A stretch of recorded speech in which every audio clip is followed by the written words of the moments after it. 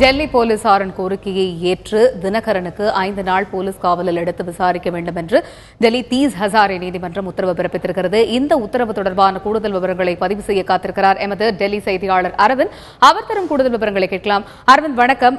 தினகரனுடைய அந்த மனுவானது நிராகரிக்கப்பட்டிருக்கிறது. அதற்கு நீதிமன்றம் மறுப்பு தெரிவித்திருக்கிறது. இன்னொரு பக்கம் டெல்லி போலீசாருடைய அந்த கோரிக்கை ஏற்கப்பட்டிருக்கிறது. இந்த தீர்ப்பு குறித்து முழு விவரத்தையும் பதிவு செய்யுங்க அரவிந்த்.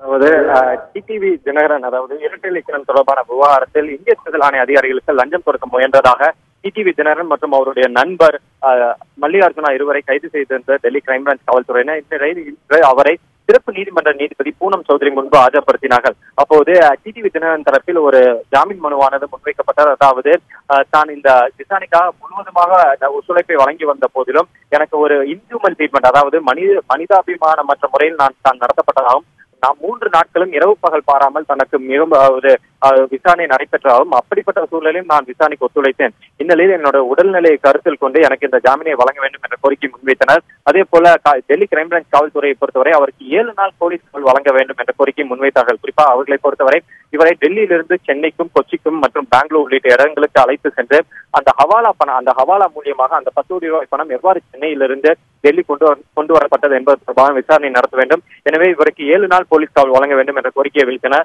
முதல் நீதிபதி அதனை ஏற்பதாகத்தான் இருந்தார். இந்நிலையில் அவருடைய தரப்பு வழக்கறிஞர்கள் இல்லை, இவருடைய மருத்துவம் தொடர்பான சில ஆவணங்களை நாங்கள் தாக்கல் செய்கிறோம், அதனையும் பாருங்கள், அதன் அனைத்தையும் கருத்தில் கொள்ளுங்கள், டெல்லியில் உள்ள உஷ்ணம் அது போன்ற பல காரணங்களையும் நீங்கள் கவனத்தில் கொள்ள வேண்டும். இவர் ஒரு சட்டத்தை மதிக்கும் நபர். அதன் காரணமாகத்தான் 4 நாட்கள் விசாரணையிலும் அவர் முழுவதுமாக ஒத்துழைப்பை வழங்கியிருக்கிறார். அப்படிப்பட்ட ஒரு தருணத்தில் இவர் நீங்கள் அழைத்த போதெல்லாம் அவர் விசாரணைக்கு வர தயாராக இருக்கிறார். அவருடைய செல்போனையும் நீங்கள் பறிமுதல் செய்து வைத்திருக்கிறீர்கள். எனவே தற்போது அவரிடமும் எந்த ஒரு ஆவணமும் இல்லை. அவர் சாட்சிகளை கலைக்கக்கூடும் என்ற ஒரு பேச்சுக்கு இடமில்லை.